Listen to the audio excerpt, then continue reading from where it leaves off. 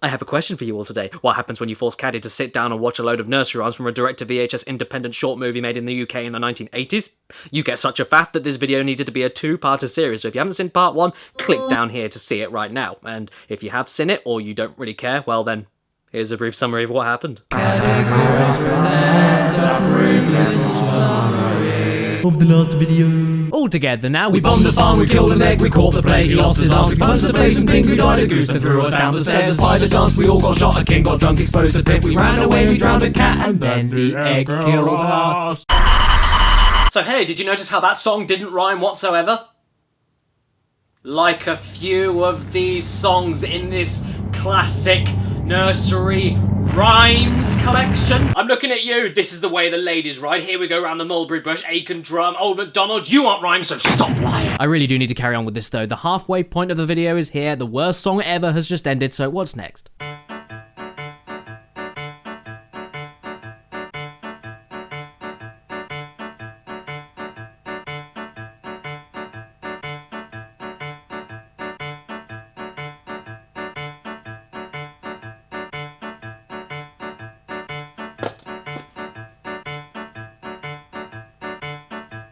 What dark place am I heading for with this? This is the house. Okay, this song is This Is the House That Jack Built. Think of it like, I don't know, there's a hole in the bottom of the sea. Yeah, it's actually kind of a story with a much catchier melody and rhythm, and it rhymes. I used to love this bit as a kid, and the fact that the key keeps getting higher the more that is added to the song is so great. And the man singing gets so into what he's singing here, it's actually kind of hilarious. Like, he puts on stupid voices, That kissed the maiden all forlorn. and even fucking screams in joy in places. That tossed the dog, that worried the cat, that killed the rat, that ate the mouse. It's constantly shifting as a nursery rhyme and is always fun to listen to despite clocking in at 2.5 minutes. And I replayed this bit so much as a kid, I now know it off by heart 3 times faster. This is the farmer sowing his corn, the cat, the cock, the crowed in the morn, that waked the pistol, shed and shorn, the married, the man, all tattered and torn, that kissed the maiden, all forlorn, the milk, the cow, the crumpled horn, that tossed the dog, that worried the cat, that killed the rat, that ate the malt, that lay in the house that Jack built.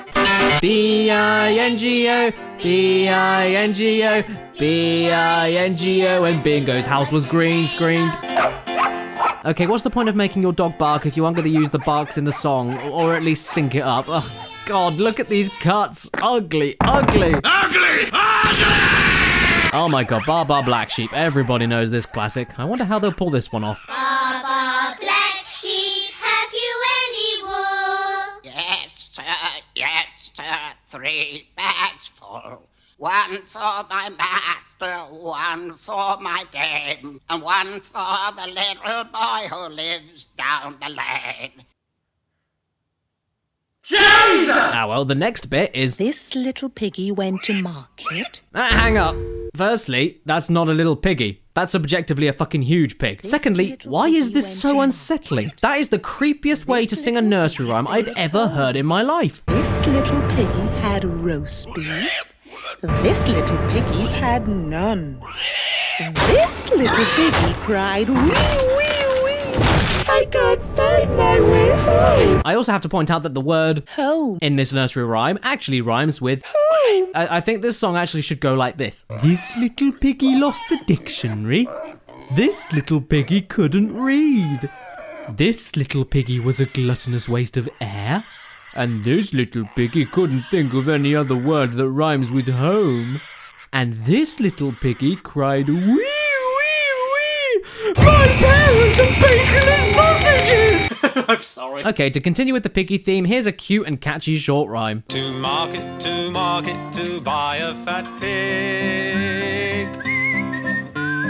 Home again, jiggity jig. And then you just repeat it, but with a hog and jiggity jog. And in a very unexpected visual gag, when the farmer gets the pig, he takes the pig home in the trailer. But then when the farmer gets the hog, the horse takes a ride in the trailer and the farmer rides the hog home. That's very cute and it gave me a laugh, so fuck off. Where's the next one? Pattycake, baker's mat. Oh no, wait. Are we talking about Who Framed Roger Rabbit, Pattycake? I bloody hope not. And hey, check it out. It's the adorable old hot crust buns guy from earlier being extra adorable. I mean, dude, come on. The song asks that you... Bake me a cake as fast as you can. So please tell me, what the fuck is that? That ain't no cake that I've ever seen. It looks like a hot water bottle covered in dandruff. Dandruff for everyone! And you know, I love how they continue the acoustic guitar from this song and smoothly transition to the next song, Little Jack Horner. And can you blame me for a second for finding this the scariest damn picture on the entire video? What's up with the aggressive lighting? Why is he in the corner? Why does he look like Sharon Osbourne? What the fuck is that shadow supposed to be? It's like the fucking Babadook. And you know, the rhyme is dumb anyway. Eating a Christmas pie,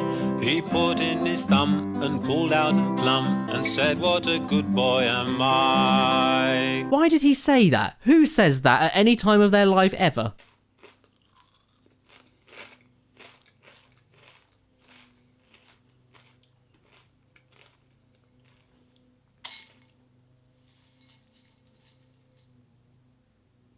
Oh, dog food.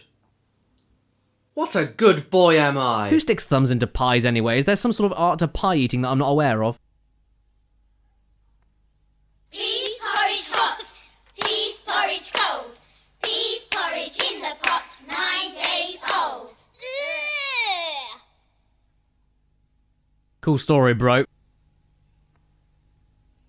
Jack Sprat could eat no fat, his wife could eat no lean. And so between them both, you see, they licked the platter clean. Cool story, bro. Taffy was a... Okay, I'm getting a little bit weirded out by no backing instruments, I must be honest. Something is quite ominous about this whole thing. Taffy was a Welshman. Taffy was a thief. That's racist. Taffy came to my house and stole a piece of beef. Okay then. For whatever reason, I also loved this part of the video as well. It's a rhyming story about a boy having shit stolen from him while he's out of the house looking for the guy who stole it, and it's just so delightfully dumb but just rolls with it. Plus, the page is constantly going back and forth to show each character missing each other in their houses is a pretty awesome idea. I went to Taffy's house. Taffy wasn't in. Taffy came to my house and stole a silver pin. What a cunt! I went to Taffy's house. I'm sorry, you went where? To Taffy's house. To whose house? Taffy's house. Need a glass of water there, mate? And like any slimy thief, Taffy gets his comeuppance by having a marrowbone that he stole from someone being thrown at his head while he was sleeping. Serves him right. Ah, another classic. Sing a song of sixpence, a pocket full of rye, 4 and 20 blackbirds baked in a pie. Who doesn't know this one? You know, the one where... The king was in his counting house, counting out his money. No, he wasn't. That's the same pose he was in when we were talking about the 4 and 20 blackbirds baked in a pie. He's just staring at a pie right there. The maid was in the garden, hanging out the clothes. They're lemons. When down came a blackbird and pecked off her nose. Okay, you look me in the eye and tell me that that isn't scary to hear as a kid. This song gave me fucking ornithophobia for years because I wondered constantly when and how a bird would sweep down and rip my nose off. Ugh, terrifying. I love birds now though, and this little fucker Charlie trying to bite my nose off is just laughable. Is that the best you can do? This next part of the video just gets on my tits. It's Ave Maria at the same time as Little Tommy Tucker. Little Tommy Tucker sings for his supper. What shall we give him? White bread and butter. Who thought this was a good idea? Also, Tommy Tucker is a stupid rhyme anyway. Little Tommy Tucker sings for his supper. What shall we give him? White bread and butter. How shall he cut it without a knife? How will he marry without a wife?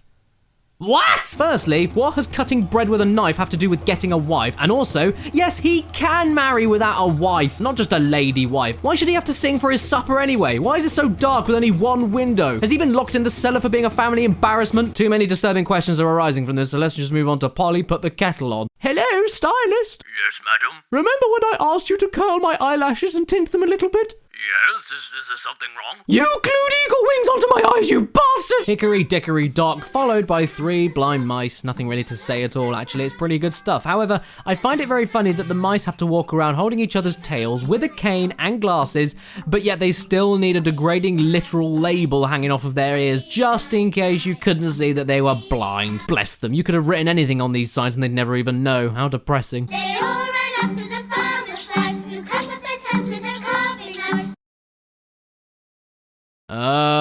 What's the next song then? A was an apple pie. Well, technically it's AP, but continue. B, bit it. C, cut it. D, dealt it. E, ate it.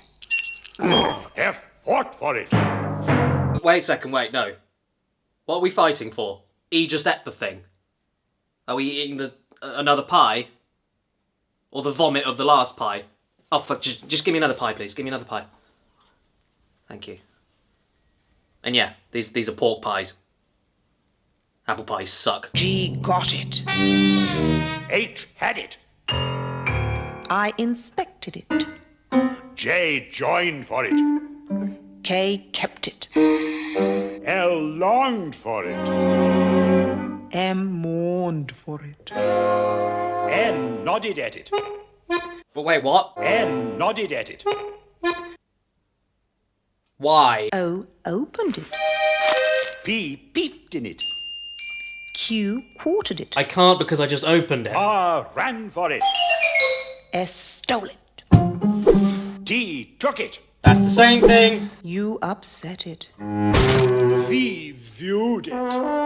W wanted it. Oh really? You want this? You want that? And you want this? And you want this as well? You want all of this? You got good taste, you have. Good taste. X, Y, Z, and ampersand. This isn't a letter, you twat! We then get to see the same school church thing from earlier in the film, but with a different lighting and colour scheme. It's pretty nice, honestly, to look at. Shame about the songs, though. We have Mary Had a Little Lamb and Seesaw Marjorie Door. It seems to say the more actual classic nursery rhymes that everyone seems to know are the ones in the film that are the least interesting to talk about, which is a little bit of a shame. I mean, they do the job that they're supposed to do, but that's really all you can say. I don't have any complaints either way. They work, at least. Well, maybe the green screening could use some tweaking. I mean, where did she go there? And I guess it's a little bit funny to speed this bit up. Hey, lady.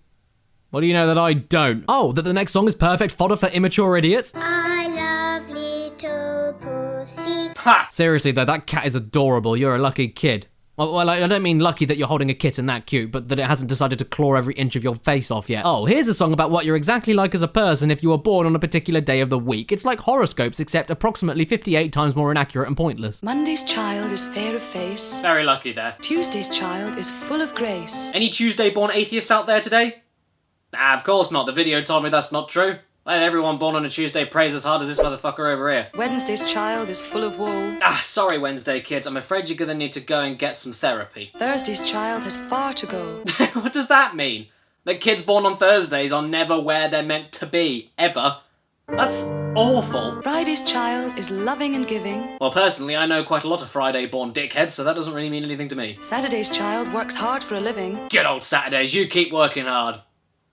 Oh no, God, no, not those Saturdays. I don't like those Saturdays. And the child that is born on the Sabbath day is bonny and blithe and good and gay.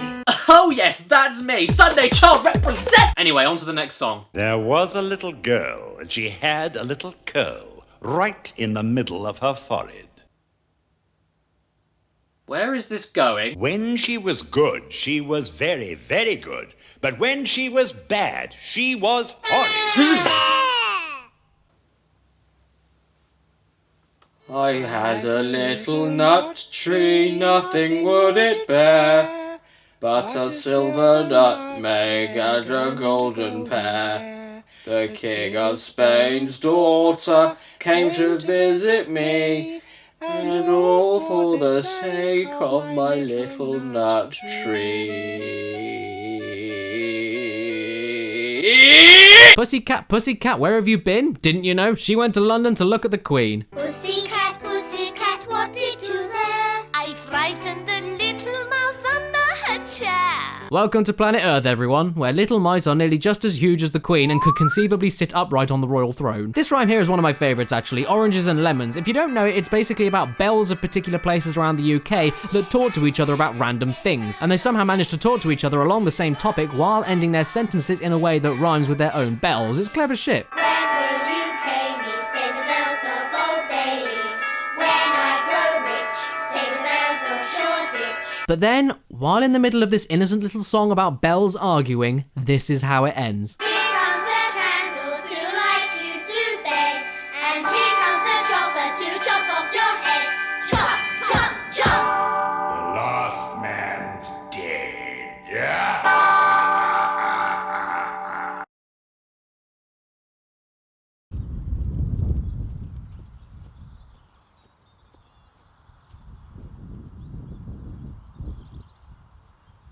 What? Martin Carthy is back singing London Bridge is Falling Down with Isla St. Clair. One of the most calm, cool and collected acoustic renditions I've ever heard, and the idea for the video is actually probably the most imaginative so far. Looks like a normal drawn bridge, doesn't it? Eh? Well, you just wait. Wooden clay will... Yes, it's playing cards! How awesome is that? And yeah, they just keep rebuilding the bridge with different artwork on the cards representing the different materials, and altogether you have an adorable and clever part of the film. And straight after London Bridge is fixed, it catches on fucking fire. That's fantastic. London's burning, London's burning. Yep, it sure is. I've never seen such a convincing fire in all my life. What's after this page transition then?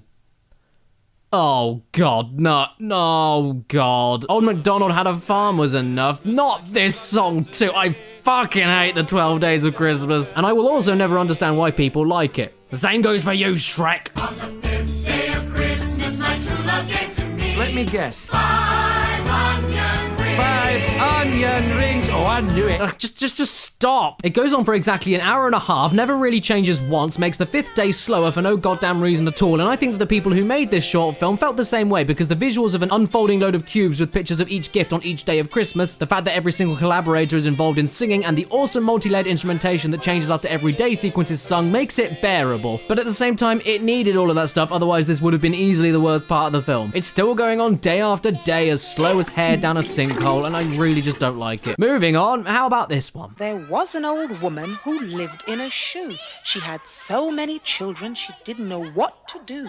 She gave them some broth without any bread, then whipped them all soundly and put them to bed. Nursery rhymes are messed up. I don't like them anymore. Someone needs to call the fucking social services on this old bag. She has way too many kids, lives in a fucking shoe, neglects feeding the kids, and then smacks them for no reason.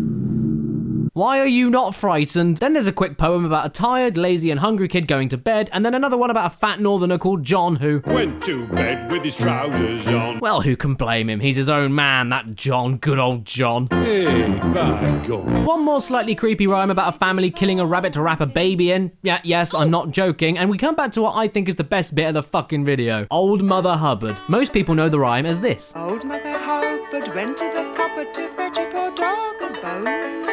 When she got there, the cupboard was bare, and so the poor dog had none. But for some reason, I guess mostly because this dog marionette is one of the sweetest and funniest puppets I've ever seen, they just keep it going and throw every single bit of logic and reason out the window. For instance, what happens straight after verse 1? She went to the baker's to buy him some bread, but when she came back, the poor dog was dead. I don't even know whether to laugh or scream. Where did that come from? That's a fucking dead dog. Look at that vacant, empty gaze. Poor thing. She went to the fruiterer's to buy him some fruit. Wait, no! You go to the parlour and buy him a coffin. Your fucking dog just died. Or does the dog pull this shit all the time? But when she came back, he was playing the flute. Okay, you know what? I'd be as disinterested and unsympathetic as Mother Hubbard as well. I don't blame you. It's clear that the dog just fucks around all day. What a legend. She went to the tailor's to buy him a coat, but when she came back, he was riding a goat. What the hell am I looking at right now? She went to the barber's to buy him a wig, but when she came back, he was dancing a jig. She went to the cobbler's to buy him some shoes, but when she came back, he was reading the news.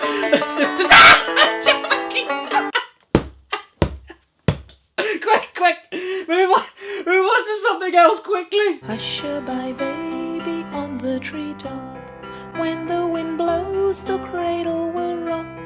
When the bough breaks, the cradle will fall.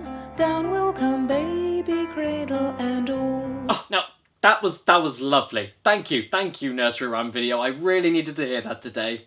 The thought of a baby on a branch in a cradle, and then the branch breaking, and the baby being crushed by the weight of its own cradle has kind of set me on a downer now. I'm not laughing anymore. Oh look, more sadness. What does the robin do when snow starts falling? He'll sit in a barn, keep himself warm, and hide his head under his wing.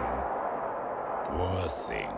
Jeez, is it possible that we're actually coming to the end of this movie? There's not really a reason for everything to take such a melancholy turn unless it's gearing up for a slow and comforting ending sequence. Twinkle, twinkle, little star. Oh, yeah, okay, this must be the last one. I mean, this must be the most popular nursery rhyme of all time. Why didn't they play it earlier? Saving it for the end, that's why. It's nice, honestly. A better alternative for a sleepy kids nursery rhyme movie than to end on fucking... Yeah, that. And with that delightful storybook closer, the classic nursery rhymes collection is over. And how does it hold up? Yeah, technically, if you want me to pick it apart piece by piece, well, it's one of the most hilariously dated and budgeted direct-to-VHS independent short movie UK things I've ever seen in my life, and I love rewatching it just to laugh at it, but honestly, I think it's brilliant. Seriously, absolutely brilliant. And you know what I also think it is? Timeless. This was shown to me and my sister, I've shown it to my girlfriend's kids, and I plan to show it to any grand relatives if that should ever happen. It really is a classic cult UK family film that I'm convinced any kid would be hypnotised by as much as I was, purely because of how confident it is in its delivery. You just get lost in all of the creative and imaginative ways they literally bring a storybook to life, and yeah, the effects are pretty shocking and stuff, but it is what it is, a product of the time, and so quaint and charming that you can easily look past it. And the music, oh lord, the music is incredible, I'm not even joking. All of the musicians are spot on, the vocalists bring their own unique spin on well-known favourites, and the dozens of instruments being used from the medieval period, baroque period, to classical and even country and western, not only means that the music feels like it could have been made at any point in time, but has the energy and human-like soul that something like this desperately needs. Especially if you're going to cover something as overdone as nursery rhymes, put your own spin on it, make it authentic, and with putting a spin of making the song sound like they were being performed by someone from the period that these songs were probably written in is clever and immaculately constructed as well. John Duprez, you rot this one out, man. Congratulations. No two songs feel alike, and there's no modern tripe like Wheels on the Bus over here. And oh my fucking god, you tell me, would you rather sit with your kids and watch something like this? Tom, Tom, the piper's son, had a pig who liked to run. The pig went running down the street, and Tom went chasing happily.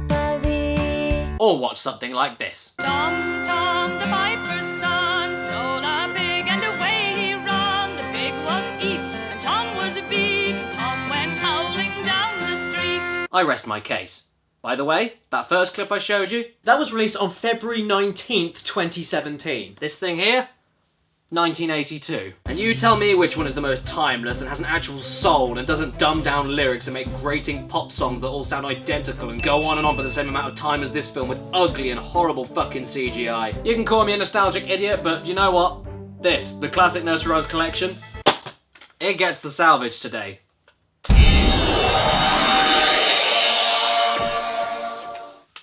And until next time, if it's your birthday today watching this video, happy frickin' birthday to you, and please remember to stay beautiful. Speaking of, I'm not feeling too beautiful myself. I know what to do to fix that! Yeah, that's nearly, yeah, okay, got it, yeah. Great, now I'm only vaguely beautiful. And that is all thanks to the sponsors for today's video, Dollar Shave Club. Now, the outtakes will be on in a second, guys, so please hang on, but you might want to listen to this, because the Dollar Shave Club is an awesome online service that ships you some of the best razors I've ever used to your door every single month, and for the same pricing as disposables. And if you head for the description of dollarshaveclub.com/caddy, you will be able to try a 1-month trial and get any single razor for $1. $1. No hidden fees or commitments, and the ability to cancel whenever you want to. You might as well steal them, it's so cheap. And you see all of this like awesome Bioshock Infinite-y stuff behind me here? That's only part of what you can expect to get from a subscription. You can get body cleansers, shampoos, conditioners, shave butter, all sorts of stuff. And if you want a recommendation on a razor, well, yeah, I'm using the Executive right now. This thing's awesome. It glides through my tufts.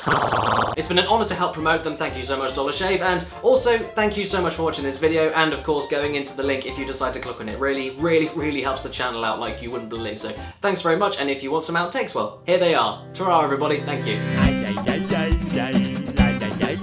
Subscribe. Missed. I missed it. The crumple horn that tossed the dog that worried the cat that killed the mat. Killed the mat! Fuck! You want a pie? Oh, you do. What? Actually, what? Did you hear him? Yeah.